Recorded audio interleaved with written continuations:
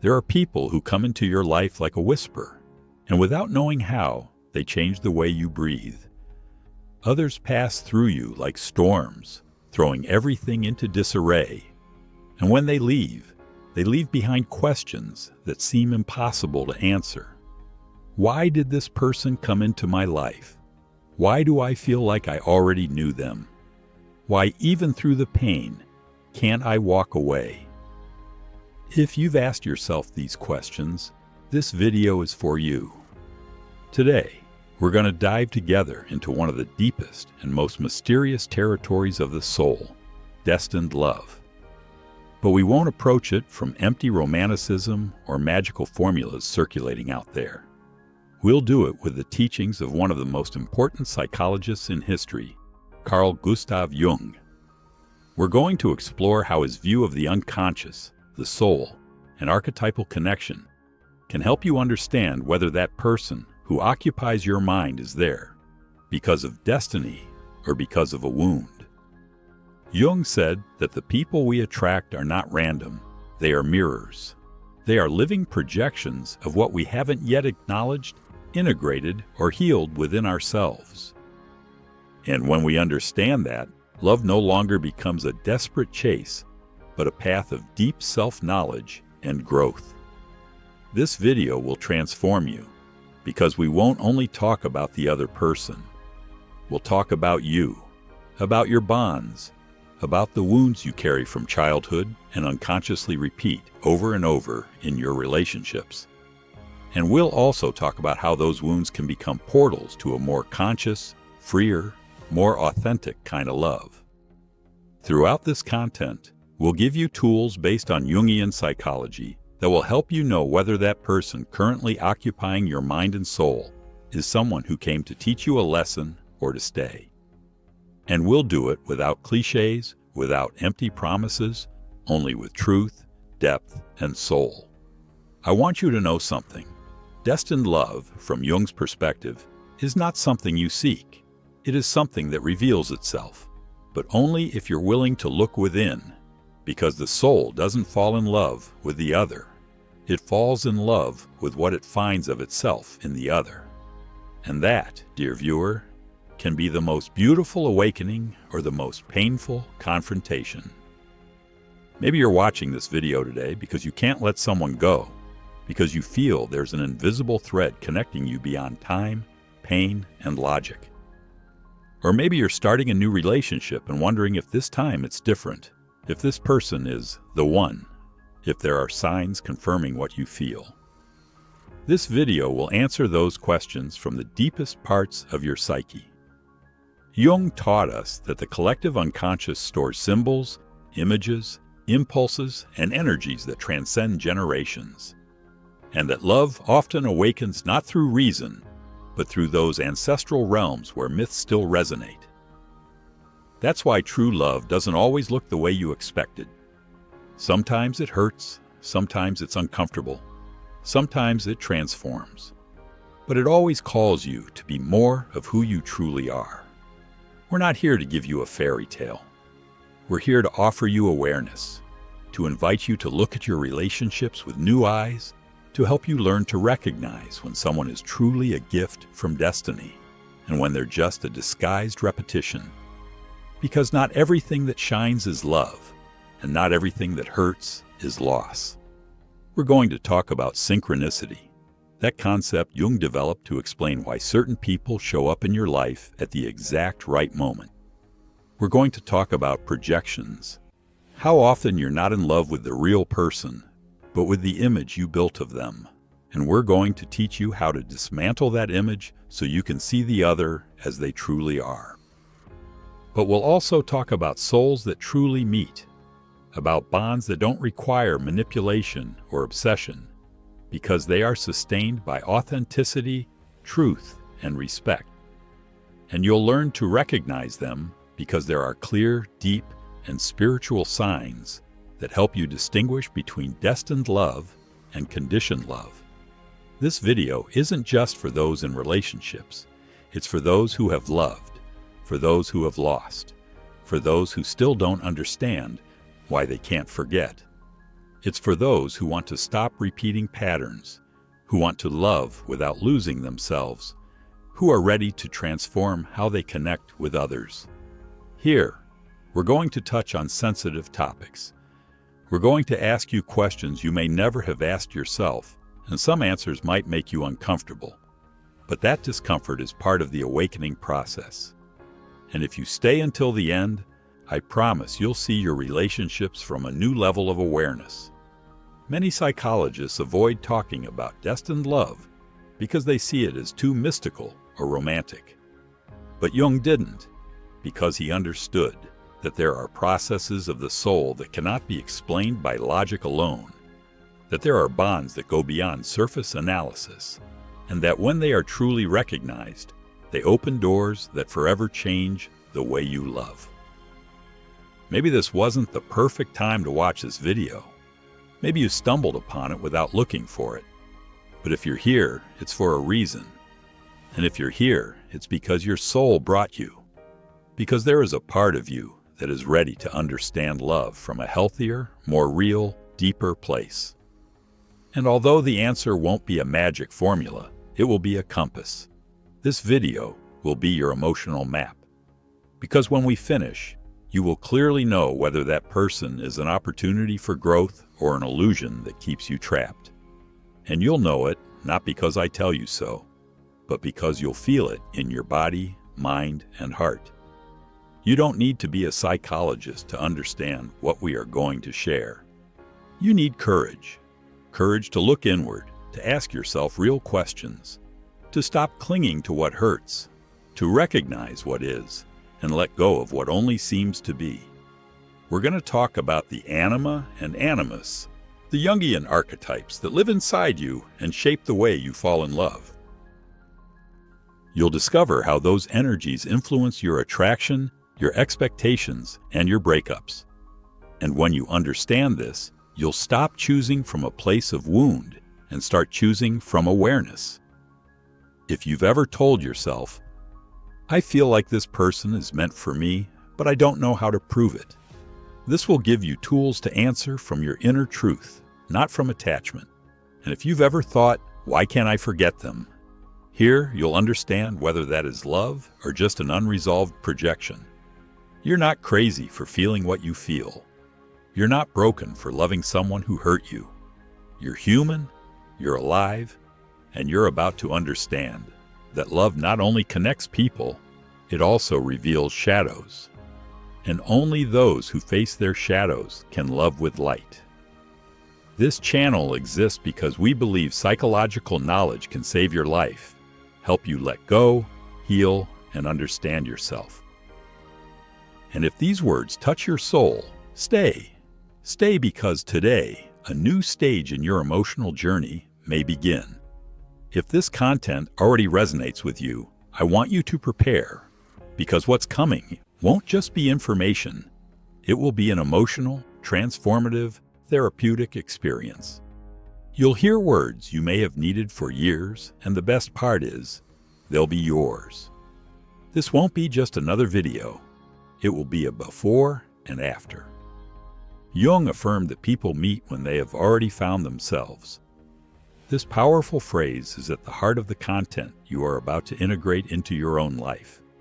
Because the question many ask is this person for me? It cannot be answered from logic, fear, or need. It can only be answered from the soul, from a consciousness that has dared to deeply know itself, even in its most uncomfortable shadows. For Jung, true love is a manifestation of individuation. That is, the process by which a person becomes themselves. That's why Jung spoke of love not as an external destiny that arrives suddenly, but as a natural consequence of an inner journey. There is no awakening of consciousness without pain, he said. And love, when authentic, inevitably awakens us, not with fantasies, but with truths. So how do you know if that person is for you? The first key from deep psychology is to ask yourself, does this relationship invite me to evolve, or does it leave me stuck? Jung taught that every meaningful encounter awakens an inner conflict because the soul wants to move. If that person awakens parts of you had forgotten, desires, wounds, vocations, questions, you're facing an important mirror. It's no guarantee of permanence, but it is a guarantee of transformation. There is a very common confusion, thinking destined love is comfortable. Jung would say quite the opposite. Love that comes into your life with a real purpose deconstructs you, unsettles you, confronts you with yourself, because it doesn't come to please you, it comes to reveal you. Jung wrote, "What you deny enslaves you. What you accept transforms you." And in an authentic relationship, the other often embodies exactly what you didn't want to see. Let's do an exercise. Close your eyes and think about that person. What emotions do they awaken in you? What parts of you surface when you are with them? What memories from the past seem to be activated? Now honestly ask yourself, am I seeing that person as they are or as I need them to be? Am I loving the other or am I using the other to fill voids I'm afraid to look at? Jung said that the encounter of two people is like the contact of two chemicals. If there is a reaction, both transform. If you remain exactly the same in the presence of that person, it's likely you're not in love, but comfortable. True love is not preservation, it is expansion, it is fire, it is movement of the soul, it is emotional alchemy. And if you keep repeating patterns, always attracting the same type of person with different faces but the same core, Jung would say you're not loving, you're projecting. Projections are unconscious illusions we place on the other, and often we confuse those projections with signs of destiny, but they are not. They are wounds looking for an outlet. Jung warned, one does not become enlightened by imagining figures of light, but by making the darkness conscious. Are you willing to look at your darkness with love? Are you willing to stop chasing a love that saves you and instead become the one who rescues yourself? Because destined love does not arrive when you are needy. It arrives when you are prepared. When you no longer need it, because the soul no longer demands it, it recognizes it. Let's move on to another introspective practice. Write down on a sheet what you were seeking when this person appeared. Be brutally honest. Were you looking for security, validation, companionship, admiration? Or were you at peace with yourself and someone simply appeared who resonated with that calm? Jung said that the soul moves through symbols, and the people who come into our lives are also symbols. What does that person symbolize for you? Not everything you feel is love. Sometimes it is attachment, shared trauma, or a deep need not to be alone. And this is where Jung asks us to do the inner work of separation, to distinguish between the soul that expands and the ego that clings. Destined love does not have the urgency of attachment. It has the calm of what flows without pressure. One of Jung's most powerful concepts is that of the anima and animus, the internal figures of the masculine and feminine that live within each of us. When we project the anima or animus, we feel it is the love of our life, when in reality we are in love with an unintegrated internal image. That's why Jung said that infatuation is nothing more than the projection of your unconscious onto another person. So how do you know if that person is real for you or just a projection? Observe if you can see them with their flaws without ceasing to respect them. Observe if, when they don't behave as you expect, your world collapses, or if you can keep loving from understanding. Destined love is not based on the perfection of the other, but on the deep acceptance of their humanity. Let's talk about synchronicity. Jung coined this term to describe those coincidences so exact, so impactful, that they seem to have a hidden meaning. If that person appeared at an exact moment, right when something inside you is moving, don't ignore it. Synchronicity is the language of the soul. But be careful. A sign does not mean a shared destiny. Sometimes it is only a message for you. And here comes the most important part. I would never say true love is perfect. I would say it is complete, that it integrates, that it does not avoid pain, but gives you tools to go through it consciously, that it does not promise forever, but does promise transformation forever. Destined love, according to Jung, is the one that helps you become who you came to be.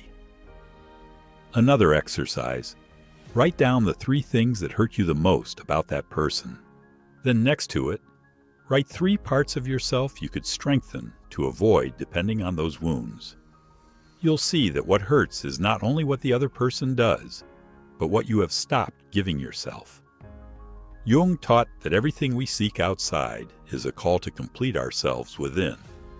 Remember that what you most need to find is where you least want to look, and this applies to love.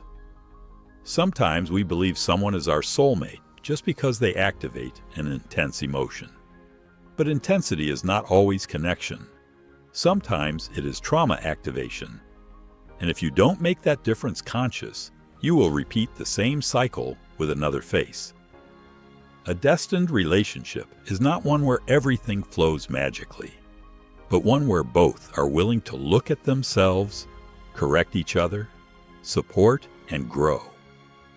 It is a relationship where there is freedom, not dependence, where there is truth, not theater, where there is process, not possession.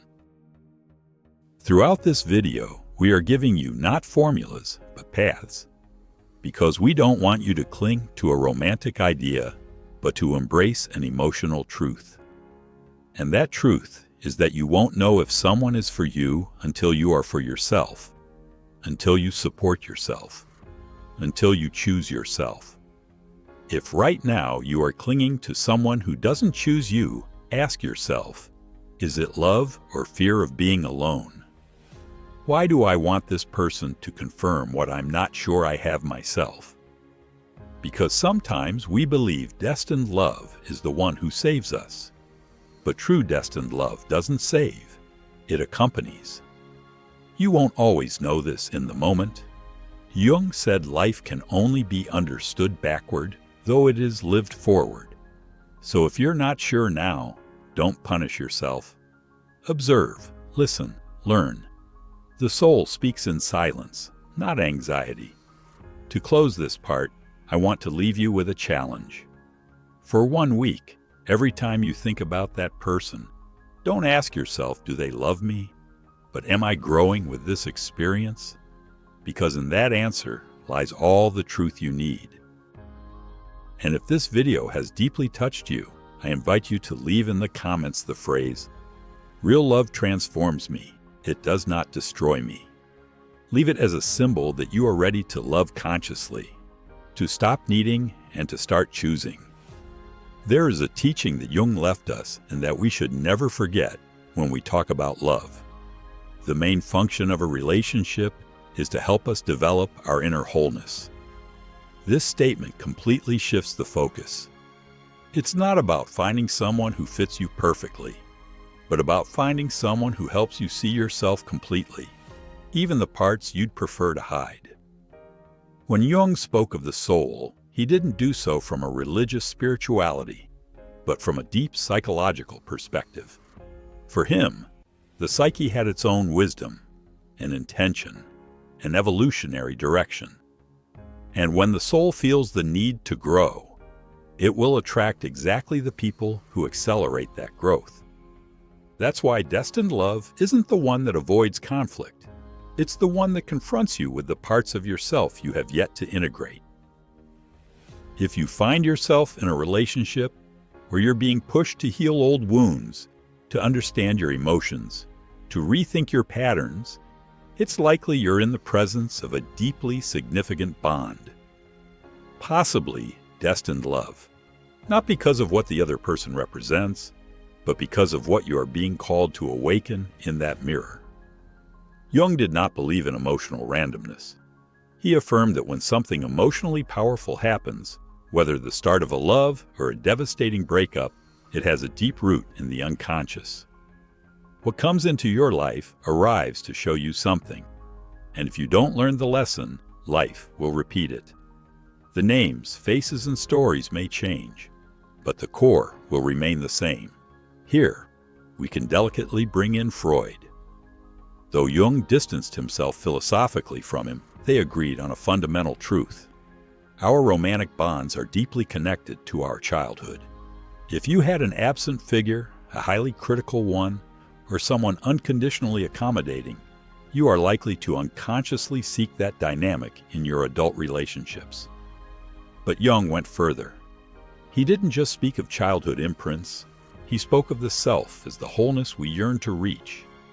And destined love is not just a repetition of past wounds, it is also a beacon guiding us toward that wholeness. The problem is that many people get stuck in projections and never reach that point of integration. Jung insisted, loneliness does not come from having no people around, but from being unable to communicate the things that seem important. This is one of the most powerful ways to know if someone is right for you. Can I communicate my inner world in this relationship? Can I be seen not only in my light, but also in my shadow? Speaking of shadow, Jung offered one of the most liberating concepts in psychology. The shadow is not only what's bad, it's what's repressed. What parts of you get activated in this relationship that you normally hide? Do you become more jealous, more submissive, more dependent? Then that person didn't just come to love you, they came to show you which part of you still needs attention. From this perspective, destined love is not a story that feels perfect. It's a story that forces you to ask, who am I when I'm with this person? Am I growing? Am I becoming more myself? Or am I shrinking to fit? We can also mention Viktor Frankl, who reminded us that love is the only way to grasp another human being in the deepest core of their personality. When that connection exists, you don't seek to change the other, you seek to understand them. When you're with a partner who doesn't try to mold you, but to truly see you, you may be in the presence of a real bond. But be careful. Jung also warned of the danger of clinging to a relationship just because it is intense. Not all intensity is authentic. Some people arrive with such a strong emotional fire that it seems like love, but it's only the shadow screaming. And if you don't know yourself, you'll get lost in that intensity, believing it's destiny. Erich Fromm said that immature love says, I love you because I need you. Mature love says, I need you because I love you. Jung also supported this idea, but through the lens of individuation. True love is born when two whole people meet, not to merge, but to walk together. If you need the other person in order to feel like someone, you're not loving, you're depending. The best way to know if someone is right for you is to answer this question. Am I a better person when I'm with them, even when we argue? Because the soul doesn't seek a perfect partner. It seeks a real connection capable of holding the truth, even the most painful parts. Jung also spoke of myth, of archetypes, of the symbols that activate the soul. The kind of love that feels like it's from another life is often loaded with unconscious meanings. Don't underestimate it, but don't idealize it either. Sometimes a karmic connection comes not so you can stay, but so you can learn to let go. So how can you distinguish between real love and a romantic projection? A projection is fragile. It collapses when the other person doesn't meet your expectations. Real love, on the other hand, adapts, transforms, and does not demand perfection, only presence. When Carl Jung said that everything that irritates us about others can lead us to an understanding of ourselves, he was also talking about love. Because there is no relationship that won't confront you with your limits, your traumas, and your unmet needs. Destined love does not exempt you from personal work. It demands it more forcefully. Do this exercise. Write down 3 painful moments from your current or past relationship. Then, write which parts of yourself were reflected in that pain. Was there abandonment, control, devaluation? There lie your mirrors, there lie your answers. There is where your awakening begins. Another essential clue. When someone is truly meant for you, they don't ask you to stop being yourself. They invite you to become more of yourself. They applaud when you shine, confront you when you dim your light, and hold you when you are putting yourself back together. If you have to dim your light to maintain a relationship, that relationship is not for you. Jung insisted that the soul doesn't crave comfort, it craves evolution.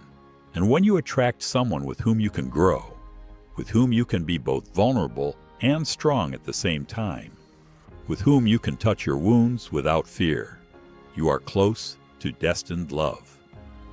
Now ask yourself sincerely, does this person help me connect with my deepest calling? Do I feel that I can talk to them about my fears, my dreams, my contradictions?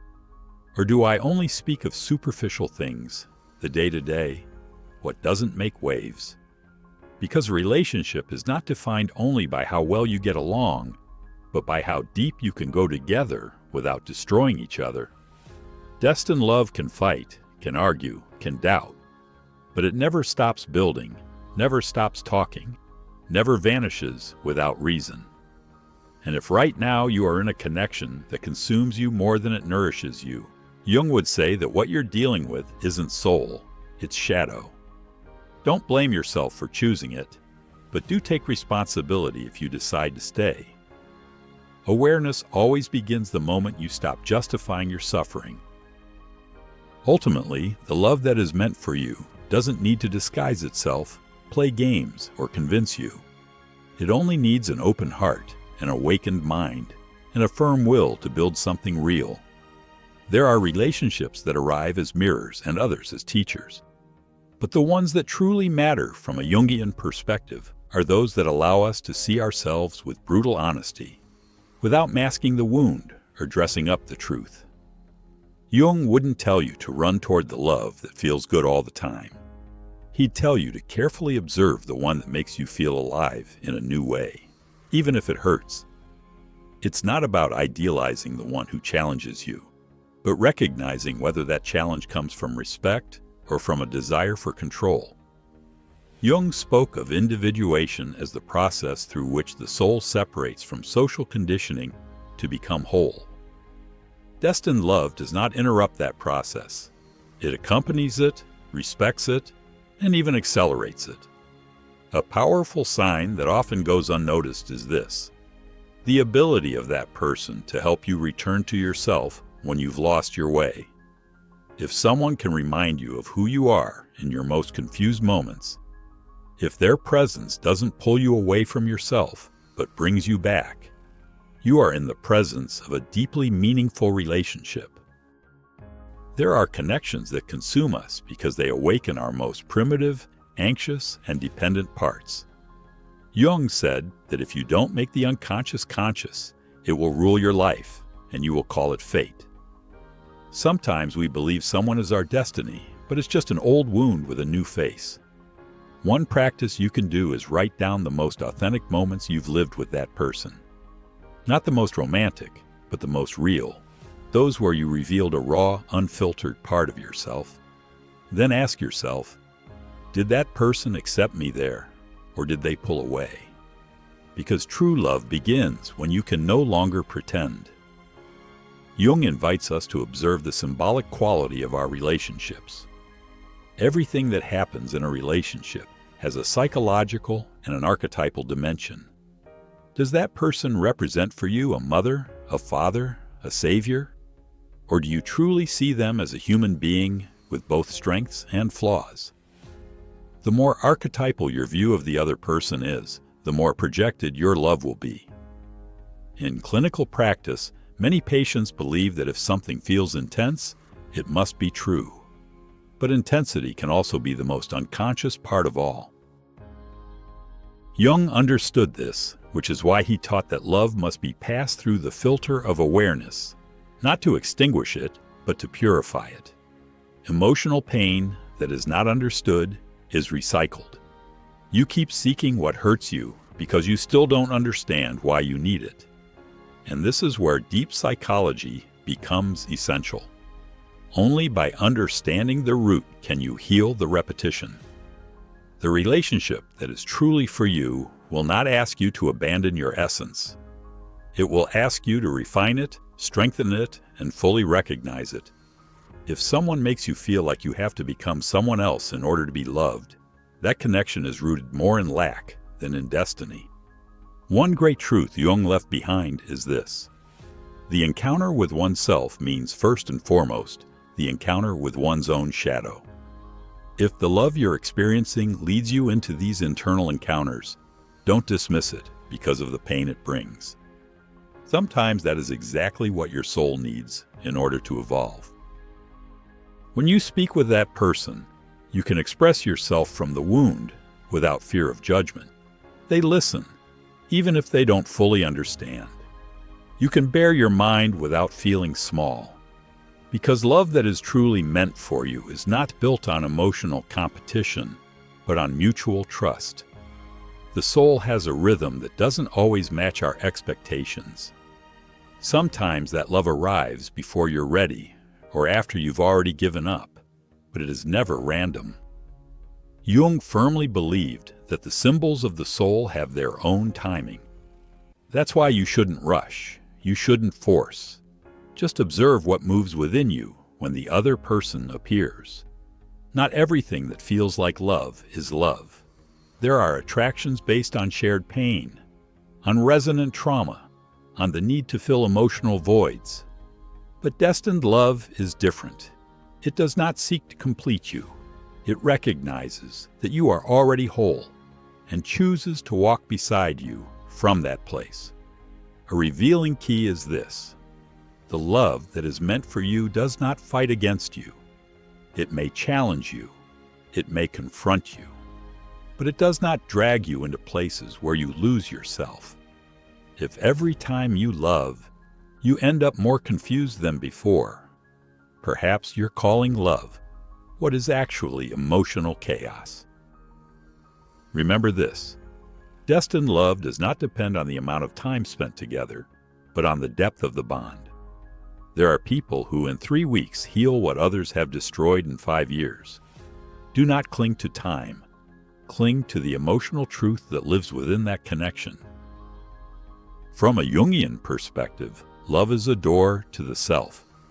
If a relationship does not bring you closer to your truth, it probably isn't the right path. Destiny is not what chooses you without your will. Destiny is what you build when you listen to your soul. John also spoke of the alchemy of the soul, and in love, this translates as follows: if both are willing to transform, to symbolically die in order to be reborn as more whole versions of themselves, then that love has value. If only one transforms and the other resists, the balance breaks. Having chemistry is not enough. Having shared projects is not enough either. What is essential is having inner direction.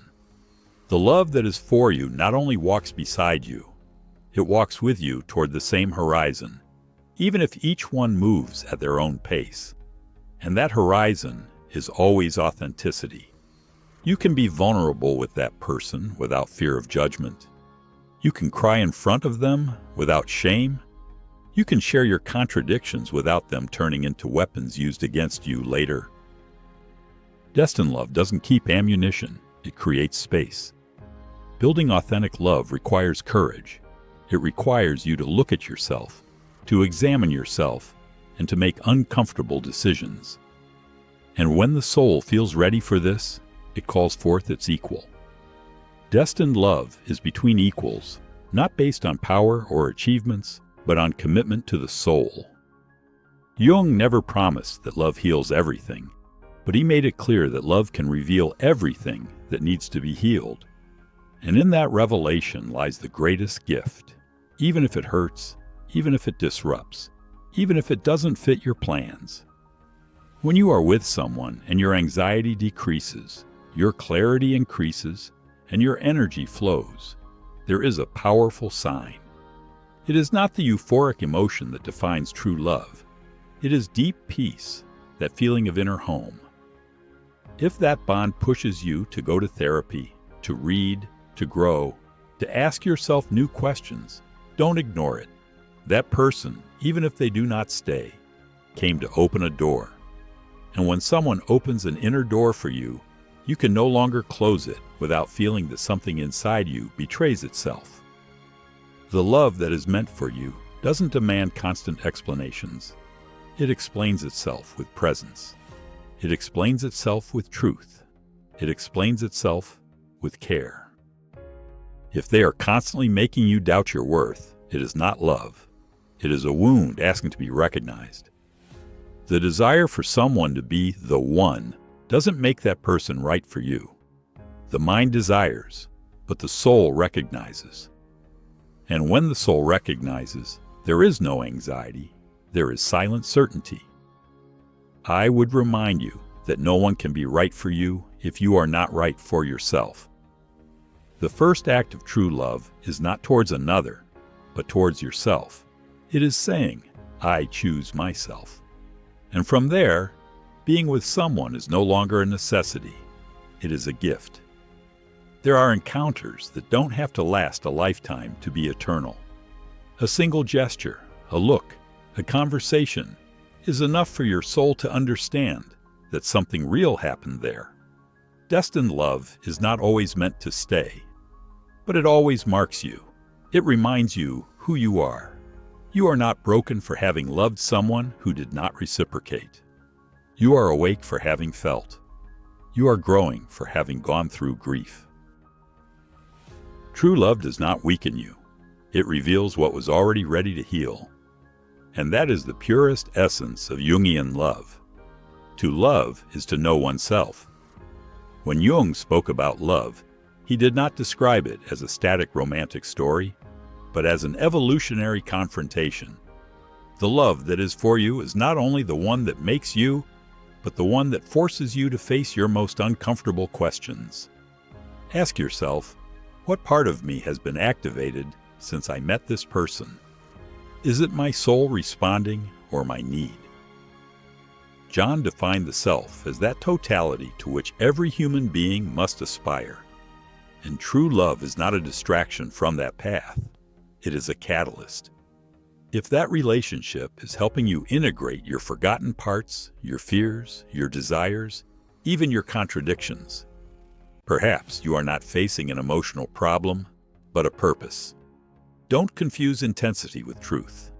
Jung was very clear. The unconscious projects itself with overwhelming force. The soul screams through the other what you don't want to hear about yourself. That is why sometimes love doesn't feel smooth or easy. It sometimes feels like a shakeup. But if that shakeup sets you in motion toward yourself, don't reject it immediately. Pause. Breathe. Think about that person who still lives in your mind. Do you feel you can spiritually evolve with them? Do you feel there is freedom, even if there are challenges? Do you feel you don't have to constantly explain your existence?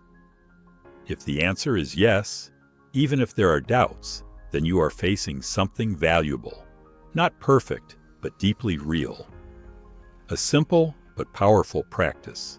Write 3 words that define what you feel when you are with that person. Then ask yourself, do those 3 words also reflect what I feel when I am with myself? Because when the other is for you, they resonate with your being, not with your lack. John would say that the love that is for you is not born from obsession, but from recognition. You don't chase it. You see it, you sense it, you realize there is something in its presence that reflects you more clearly. And when that happens, there is no mental noise. There is emotional clarity. Another Jungian sign of destined love.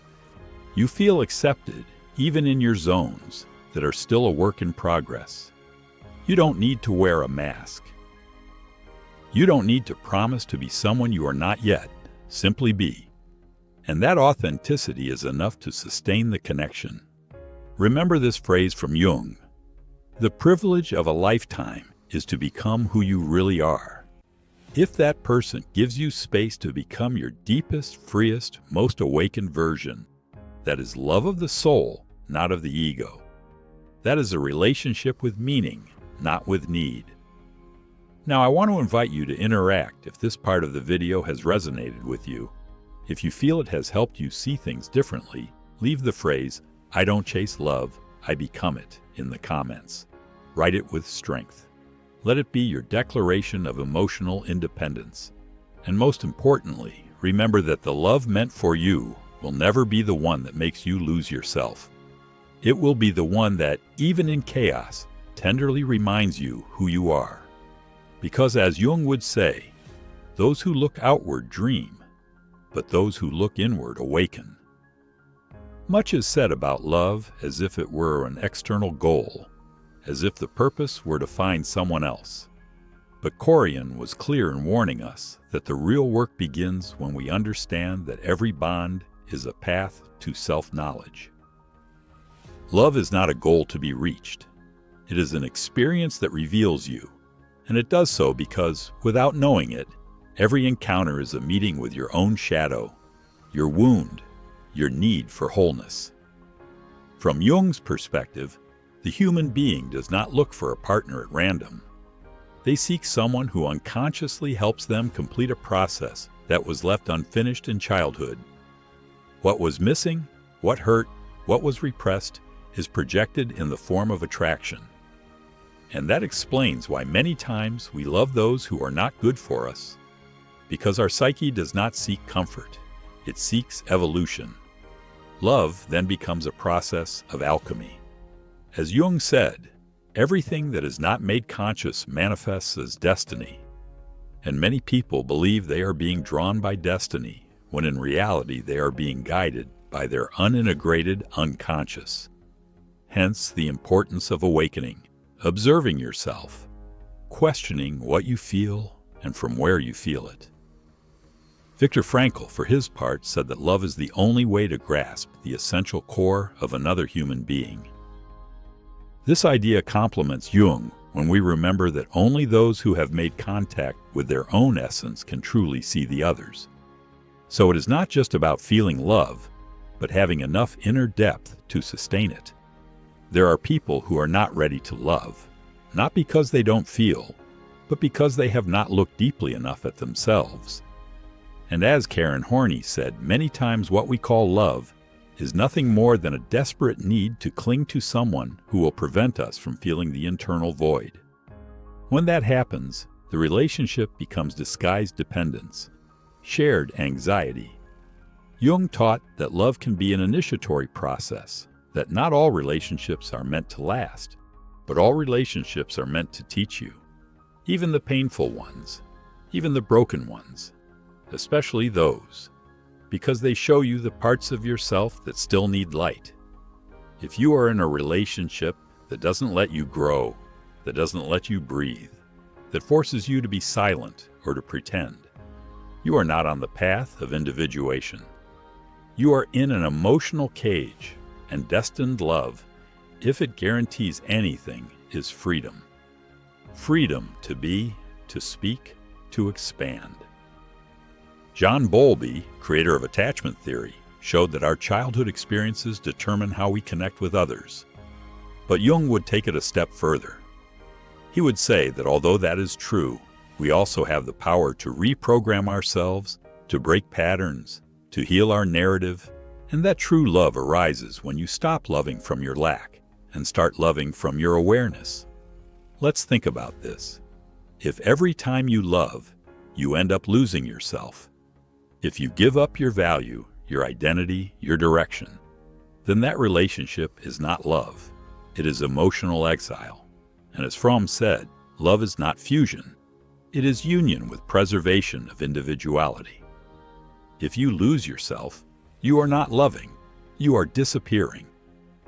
When Jung spoke of the animus and anima, he was not referring simply to masculine or feminine energy, but to the internal principles of creation, action, reflection, and connection with the soul. When we don't integrate these parts within ourselves, we look for the other to represent them, and then we confuse desire with destiny. But destined love is not an external lack. It is an internal resonance. Sometimes we ask ourselves why we feel so trapped in a relationship. And Jung would answer, because we have not made conscious what that relationship came to show us. The soul does not release what has not been understood. It does not let go of what has not yet been decoded. Only when you truly understand what that person came to activate in you can you let go without guilt.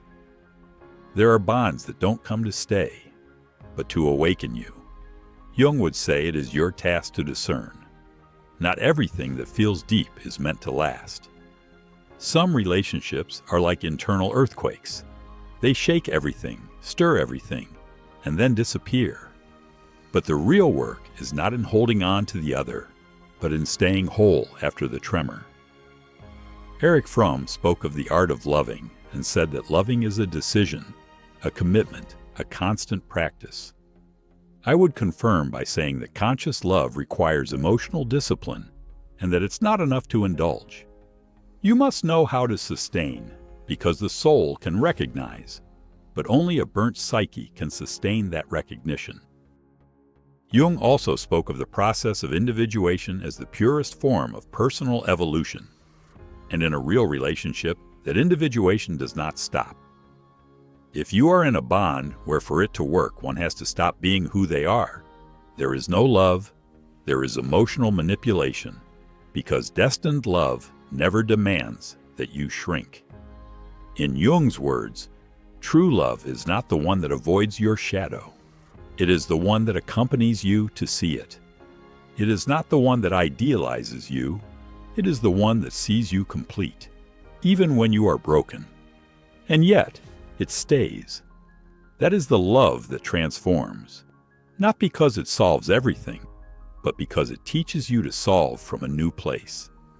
Imagine for a moment that everything you've lived through until now had a reason, that every person who passed through your life left behind a key, a clue, a symbol. Jung would believe that. He would say that every encounter is archetypal, that you're not going through meaningless experiences. You're walking through the myths of your soul. When a relationship touches the soul, time gets distorted. It can last days or decades, but what matters is the depth of the impact. If someone has shaken your internal system, made you reevaluate your life, your wounds, your choices, don't underestimate that. They may not be your happy ending, but they were undoubtedly your turning point. Healing love is not the one that always smiles. It's the one that tells you the truth, even when it hurts. It's the one that doesn't run when you fall apart. It's the one that, even in chaos, holds your gaze and says, I'm here, not to save you, but to accompany you. That's the presence the soul longs for, not saviors, but companions. Jung never promised easy paths. He promised true ones. And in love, that means you won't find certainty from day one. But if you learn to see with the eyes of the soul, to feel beyond your wounds, you'll know when a bond is real, because it sets you free, even when you're not alone. When someone awakens parts of you that you didn't know were there, it doesn't always mean your other half has arrived. It may simply mean that a version of yourself, long waiting to be seen, has emerged. Destined love is not a missing piece that completes you. It's a trigger that reveals you. Jung was very clear about this. Don't search outside for what can only be built inside. If a relationship is showing you all that hurts, all that's been denied, everything you've avoided facing, don't run from it too quickly. Pause. Observe yourself. That person may not have come to stay, but they came to teach you something you never would have learned on your own. You're not looking for a soulmate. You're looking for a lesson in truth. To love from the soul is to choose someone with eyes wide open, to see their wounds, their light, their shadows, and still choose to walk together, not as saviors, but as witnesses. Jung would say that mature love isn't the one that promises forever, but the one that commits to sincere presence. We often confuse love with emotional intensity, but intensity can also be an addiction to chaos. Jung and other psychologists like Karen Horney taught that the soul seeks order after it's lived through too much disorder.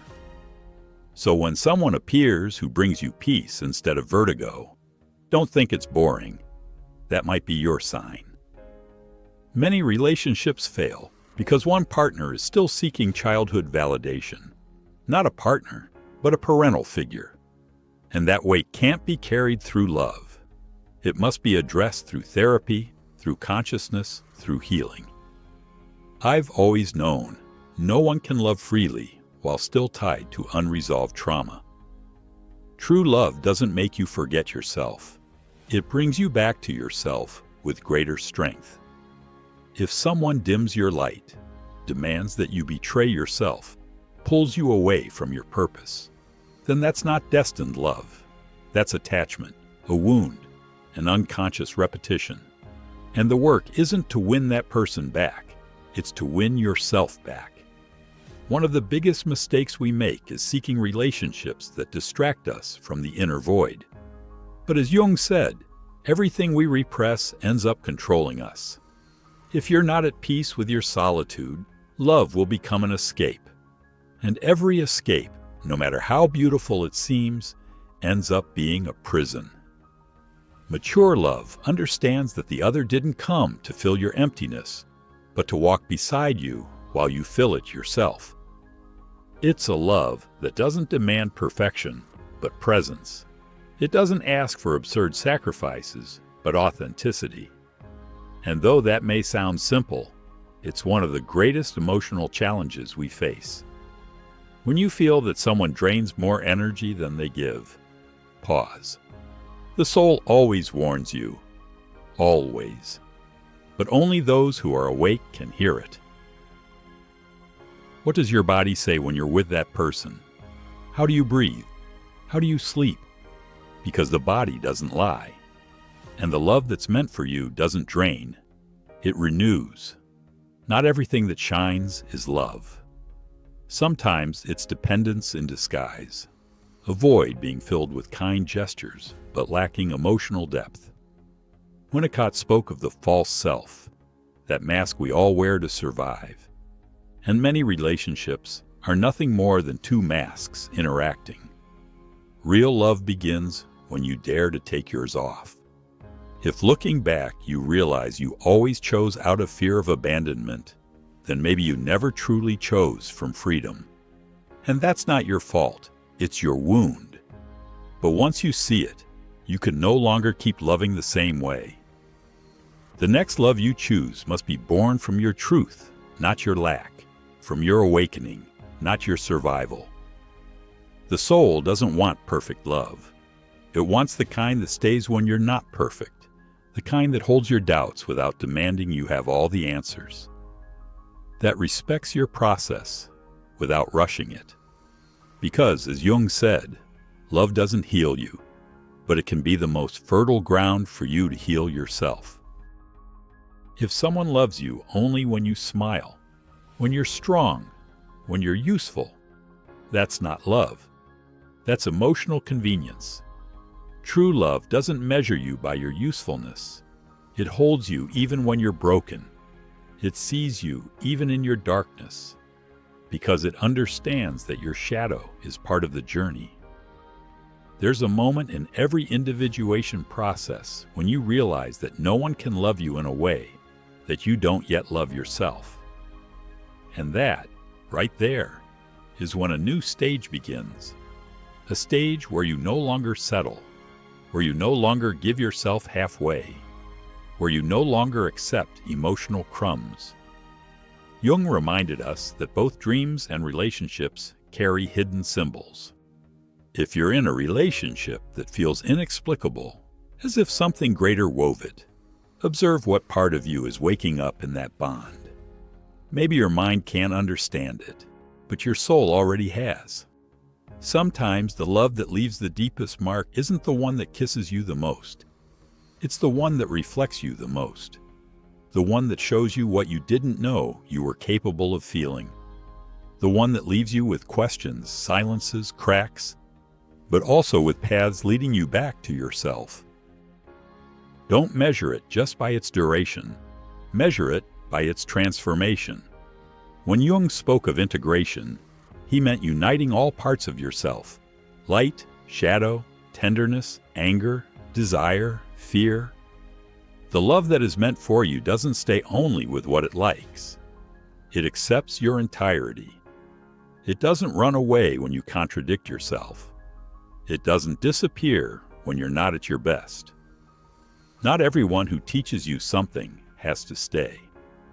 Some come only as guides, as awakeners. And true love is knowing how to let them go when their presence no longer means growth, but repetition. Because love is also letting go, and sometimes letting go is the greatest act of respect. Don't look for love to be constant emotion. Look for it to be constant growth. Passion fades, but admiration, trust, and genuine connection, those are the roots of a love that endures. A love the soul recognizes without needing explanation. Remember this: the love that is meant for you doesn't demand proof, doesn't ask you to sacrifice yourself in exchange for attention. It doesn't play with your time, your silence, or your mental health. The love that is for you is clear, honest, kind. It is firm without being harsh, deep without being dramatic. Some relationships are born to teach you to set boundaries, others to teach you to open up, and some to teach you not to give up on yourself. Every bond has a purpose, but only you can decide if you're willing to evolve with it or keep running away from yourself. When you love again, do it from presence, not urgency. Do it from the soul, not from need. And before you say, "This person is for me," make sure you are already there for yourself, that you inhabit yourself, that you choose yourself, that you respect yourself, because the most faithful love begins at home. If this video is helping you see with new eyes, if you feel something stirring inside you, don't let it pass. Leave in the comments the phrase, "I am learning to love from my awareness." Write it for yourself, not for others. Write it as an act of internal affirmation.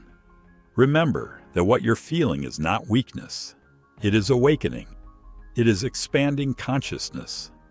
It is your soul asking you to stop choosing the same things while expecting different results. Because life doesn't change when someone arrives.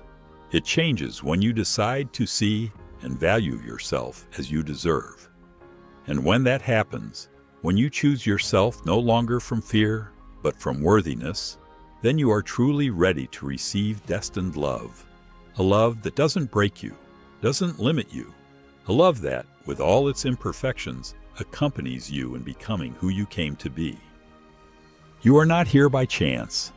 You didn't reach this point in the video just because you wanted to be entertained. You've arrived because your soul asked for answers, because something inside you can no longer stand repeating the same cycles, because you're tired of calling love what was only emptiness in disguise. And if you stay with us until the end, this will not be just another video. It will be an emotional hinge in your personal story. Remember this with all the strength of your heart. You are not less valuable for having loved someone who didn't choose you. You are not broken for having given too much. You are not lost for not having seen it before. You are alive. You are feeling. You are learning. And in this anesthetized society, that is already a form of courage. What you are going through now is not a breakup. It is a rebirth. And even if it hurts, even if you don't fully understand it, trust. The pieces that today seem like chaos will tomorrow be clarity.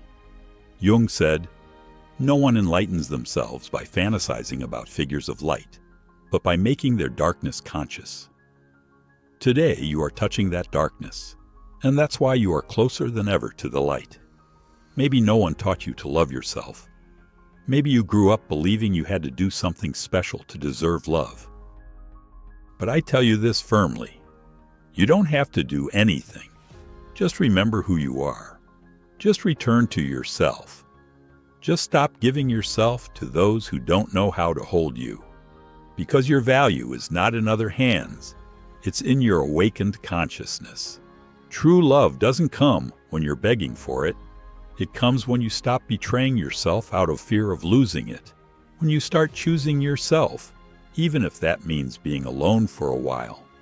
Because the solitude born from self-love is 1,000 times more dignified than company that demands you disappear to exist. This is the moment when you stop chasing external signs and start listening to your inner truth. That whisper that has been telling you for a long time that you deserve more. That you are not born to beg for emotional crumbs. That you are your best choice. And whoever wants to walk by your side will have to deserve it. And if today you feel a knot in your chest, the urge to cry, a mixture of sadness and relief, don't stop it. You are freeing yourself. You are releasing old beliefs. You are rewriting your story. Because you no longer want love that hurts. You want love that heals. And that starts with you. Let this community be your refuge. Share in the comments how you feel, what phrase touched you, what you're going through. And if this message truly reached your soul, write in the comments. I'm ready for a love that finds me without me having to lose myself. It's your sign. It's your mantra. It's your rebirth. You have heard many theories, many ideas, many concepts, but now we want you to feel it. We want you to see it with your own eyes. That's why the most awaited moment of the video has arrived. The story.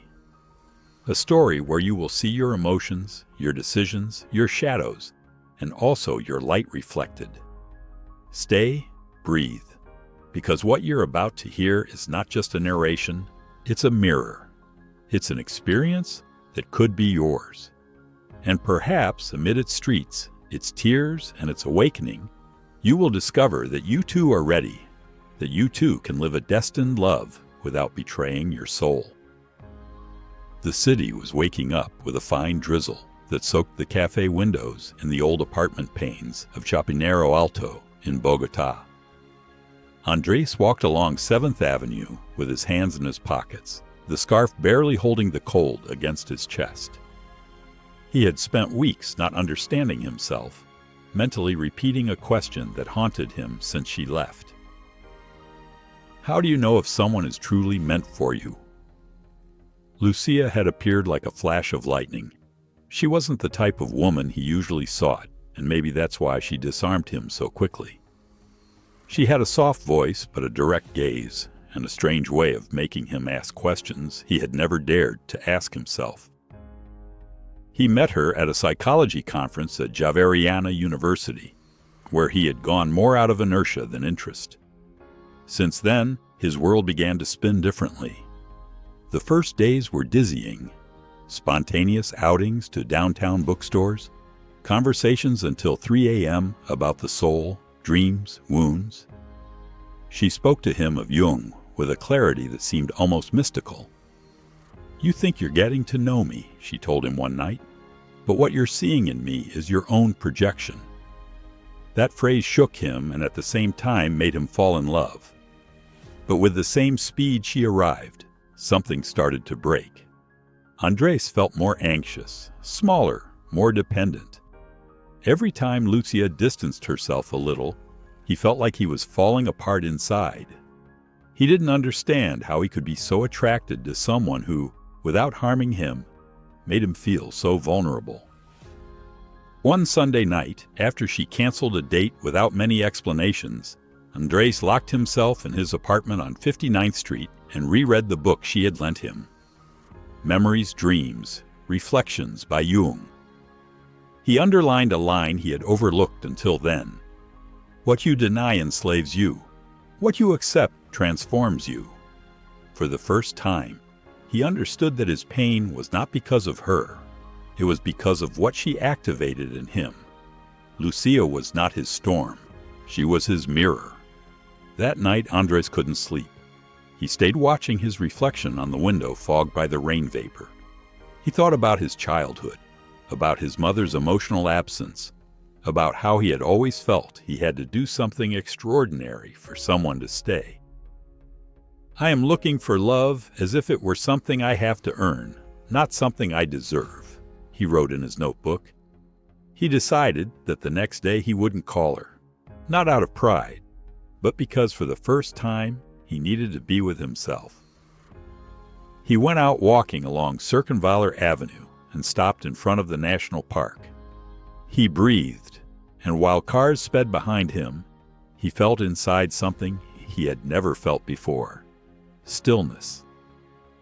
Days passed without messages from either him or her. At first it hurt. Then it became a kind of ritual. Andres began therapy. He brought his journals and talked about his dreams. He dreamed of trains, endless elevators, doors opening to unknown landscapes. His therapist, a man with a calm gaze named Manuel, explained that his unconscious was speaking to him, that he was ready to meet himself. One afternoon, Andres ran into Lucia by accident. It was at a downtown bookstore they both used to visit. She was browsing a poetry book and smiled tenderly when she saw him. He looked at her differently, not as a beggar of affection, but as an equal. She asked how he was.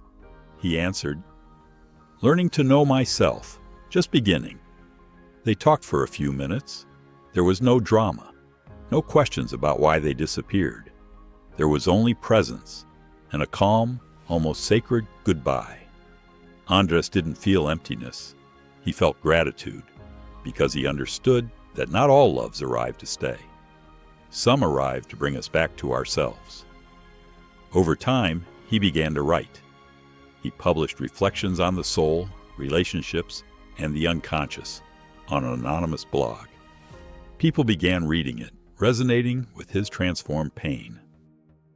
And there he understood another lesson from Jung.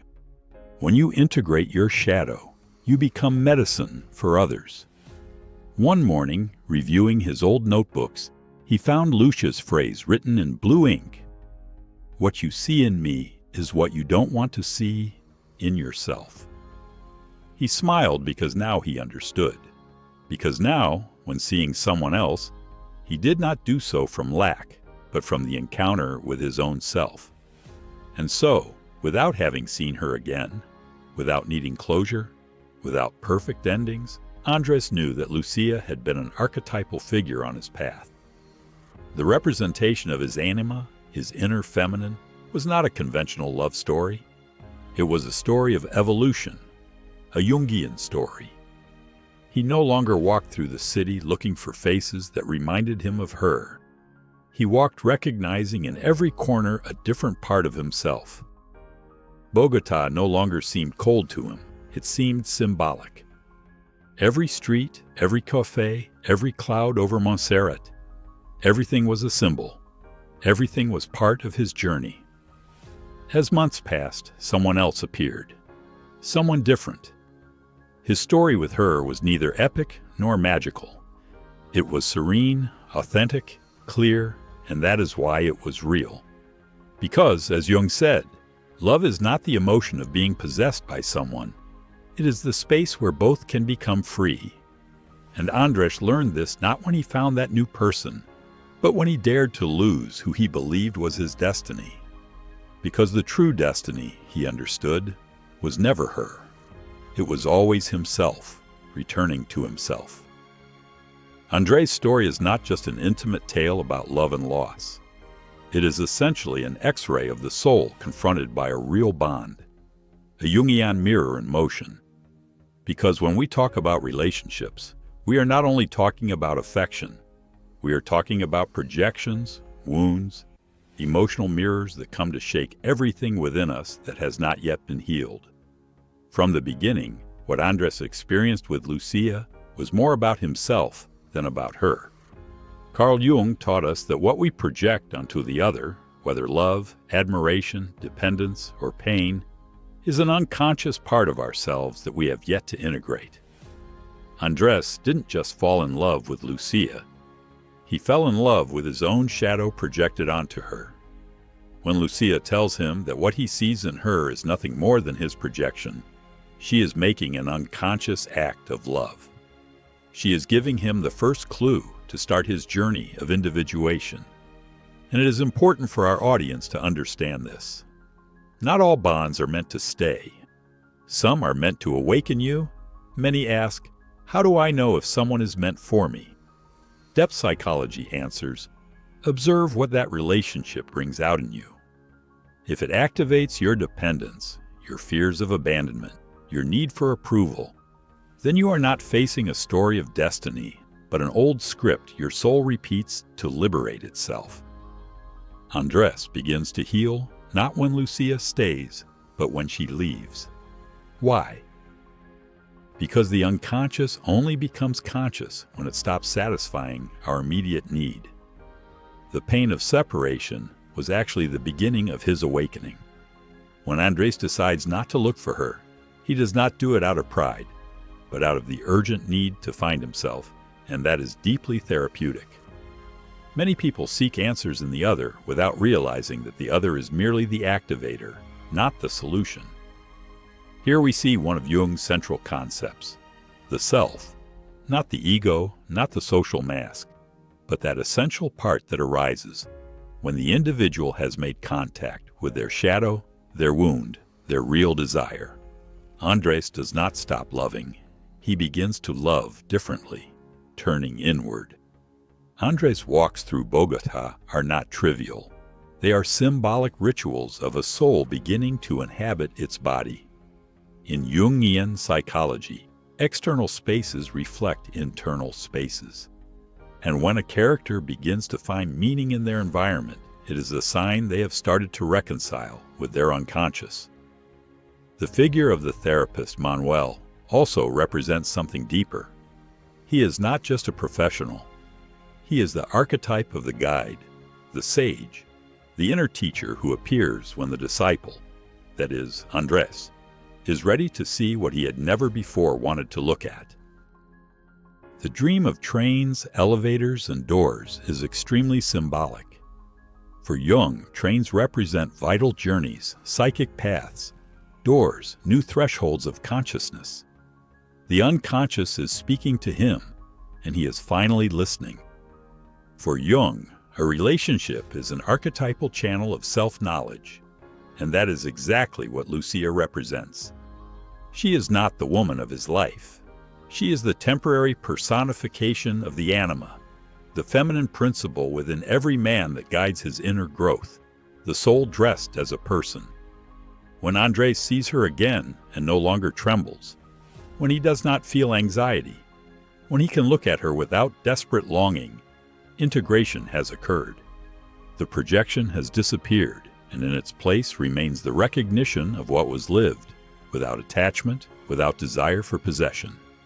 From a therapeutic perspective, this is authentic healing. It is not forgetting, it is acceptance. It is not contempt, it is transcendence. Andrés does not deny what he felt. He honors it, but he no longer depends on it to feel complete. And that is the true closure, not the one given with words, but the one given with awareness. Erich Fromm said that love is not an easy feeling. It is a decision, a judgment, a promise. In the end, Andrés does not choose the love that excites him. He chooses the love that builds, and he starts with himself. This analysis leaves us with a truth. Not everything that shines is real love. Sometimes it is intensity, sometimes emotional addiction, but true love is the one that allows both individuals to be more and more themselves. And that is what Jung called a conscious relationship. Many wonder if they should stay in a relationship that makes them doubt. Jung would respond with a question. Is that relationship bringing you closer to your truth, or is it pulling you away from yourself? If it is the latter, it is not destiny. It is emotional distraction. The most beautiful moment of the story is not the reunion, but when Andrés writes in his journal, "I am learning to know myself." It is just the beginning because everything is there. In that phrase, there is humility, process, and truth. Jung would say that this is the first step toward individuation.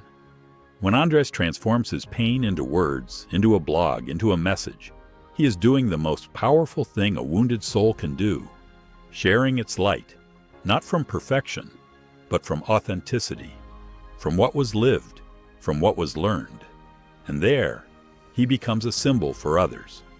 Dear audience, perhaps you have also had a Lucia. Maybe it still hurts. But the question you must ask is not why she left. The question is, what part of you awakened because of that person? What did you begin to see? What did they return to you that you had lost? What if that person came only to remind you of your worth? What if it was not about building a relationship, but about rebuilding yourself? Jung did not speak of happy endings. He spoke of complete processes, and sometimes the story is completed with a goodbye. This analysis is not made for you to suffer. It is made for you to understand, for you to take your story into your own hands and stop giving your power away to those who did not know how to hold you, so that you can transform your narrative. Because as Jung said, knowing your own darkness is the best method to deal with the darkness of others. And now I want you to participate, to get involved in this process. If this story has made you reflect, if it has stirred something deep inside you, leave this phrase in the comments. I am ready to stop searching outside what I can only find within. Write your truth, share your process. This channel is also your space for transformation. And if the love you are looking for outside is actually a call from your soul for you to turn inward, what if that person you long for did not come to complete you, but to awaken you? Have you ever wondered if what you call love is really love or just fear of being with yourself? Think about it. How many times have you sought someone to look at you the way you are not looking at yourself? How many times have you confused company with salvation? Jung said that love is not about finding the other, but about finding yourself through the other. So I ask you, what part of you is urgently asking for attention while you insist that the problem is the other? What would happen if instead of looking for a love that chooses you, you chose to stop abandoning yourself? What would happen if today, at this moment, you paused and said, enough.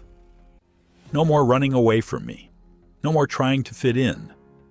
No more chasing what does not resonate with my truth. Do you believe it is possible to live a love without dependence? Do you believe it is possible to love without disappearing into the other? Can you imagine a relationship where you can be free without fear, vulnerable without shame, authentic without punishment? Why have you believed that this is asking too much? Are you willing to stay with yourself long enough to know yourself before giving yourself away?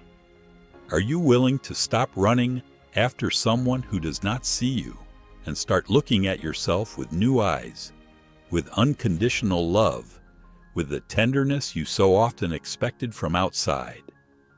Have you asked yourself where your love choices come from? Are they a conscious decision or a disguised repetition? Does the person you desire really see you, or do they only validate a wounded part of you? Do they build you or erase you? If today you had no fear, who would you let go of? Who would you stop waiting for? What truth would you allow yourself to say? To what solitude would you open the door? Not as punishment, but as a teacher.